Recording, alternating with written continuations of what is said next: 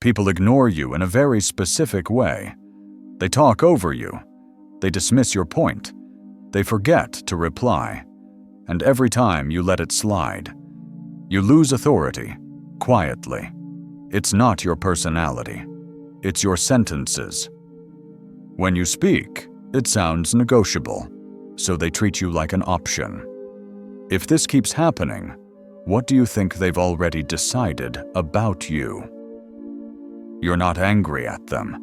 You're disappointed in yourself because you had the thought, you just didn't land it. In the next few minutes, I'll give you 5 Stoic phrases that stop the pattern without arguing, over-explaining, or begging to be heard. You're in a room where your words are supposed to matter. Meeting, team, a decision on the table. You finally speak, one clean point, and someone interrupts with a smile. Relax. Here's what most people do. They explain. They defend. They try to sound reasonable. Don't. Hold your frame and run one move. Be specific. What exactly do you mean? Because the fastest way to stop being ignored is to stop participating in vague pressure. In this video, you're getting 5 Stoic lines, not comebacks, not drama, just short sentences that change the dynamic. And stay with me, because line number 4 shuts down disrespect immediately without raising your voice. The 5 lines: 1. I'll get back to you. 2. Be specific. 3. That doesn't work for me. 4. Not in this tone. 5. I'm stepping back.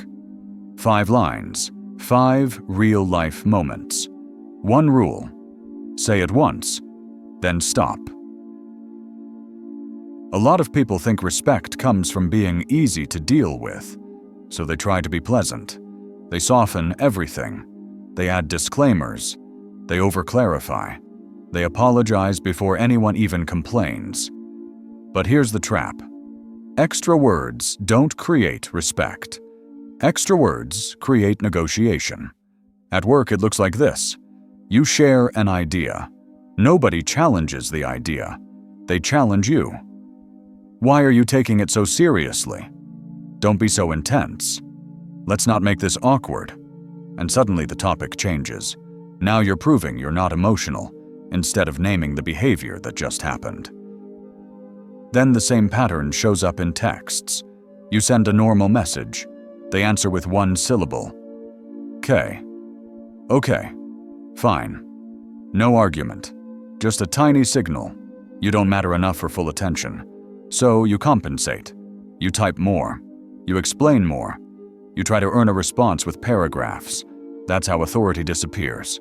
Not overnight, but quietly. Sentence by sentence.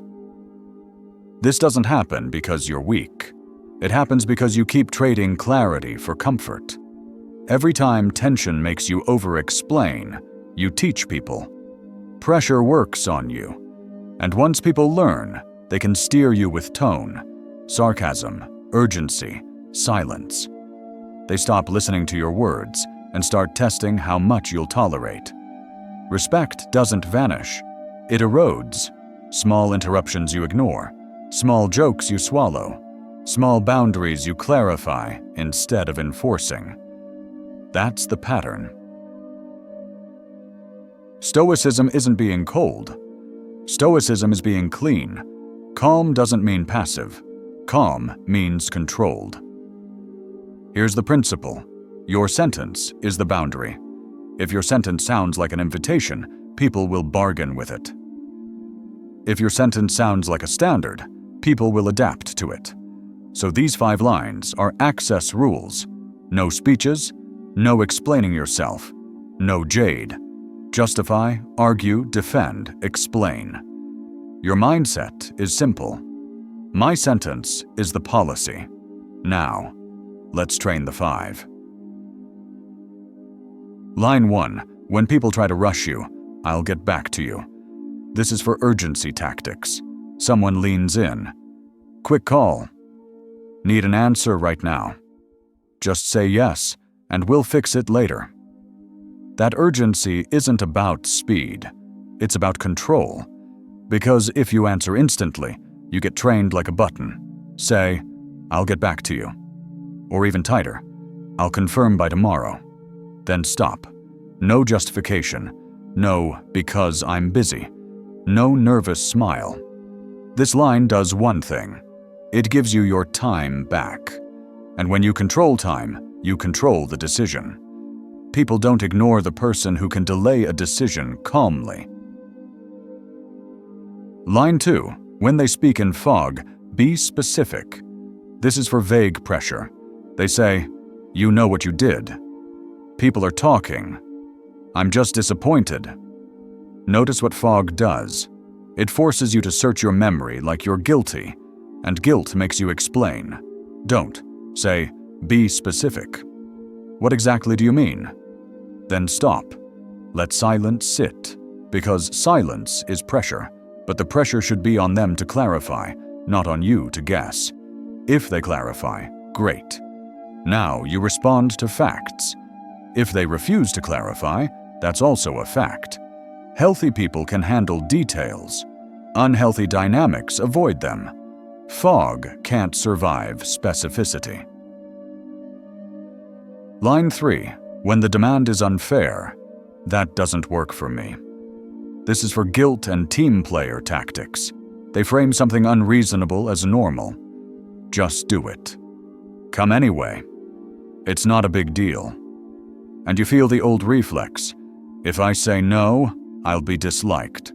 So you start building a case. But the moment you build a case, you enter negotiation. Say, "That doesn't work for me." Then stop. If they push, repeat it. Same sentence, same tone. No extra words. Because boundaries don't need decoration. They need consistency. When you keep talking after your no, you teach people your no is temporary. Line 4. When it turns disrespectful. Not in this tone. This line is the switch. Disrespect often hides inside feedback language. Relax. You're sensitive. Why are you like this? They ignore your point and target your delivery. That's not discussion. That's steering. If you accept the tone, you normalize the disrespect. Say, "Not in this tone." Then stop. Don't defend your feelings. Don't explain your intention.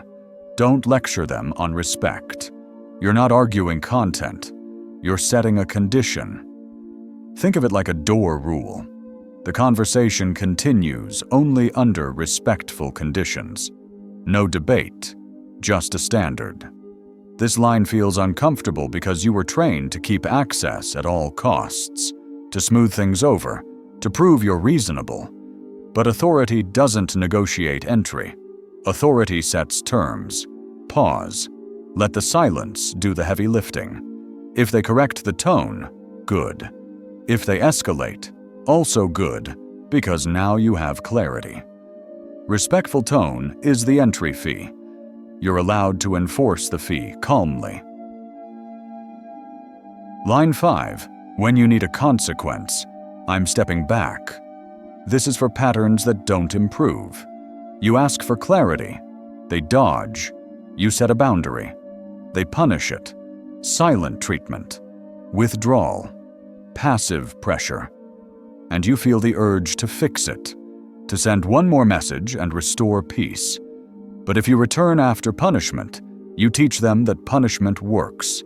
Say, "I'm stepping back," or "I'm stepping back from this." Then act. End the call. Close the laptop. Put the phone down. No dramatic exit speech. Distance isn't cruelty. Distance is information. If they respect you, they adjust. If they need control, they escalate. Either way, you learn the truth faster. I'll get back to you. Be specific. That doesn't work for me. Not in this tone. I'm stepping back. One system. Short lines. Calm delivery. No explanations. Pick one line. Use it once today. And after you say it, stop. Because most people lose respect in the follow-up paragraph. Return to the first scene. Meeting. Interrupted. Relax. Old you explains. New you pauses and says, "Not in this tone." Then silence. When you stop negotiating your standards, people stop ignoring you. If this hits home, subscribe and comment. My sentence is policy.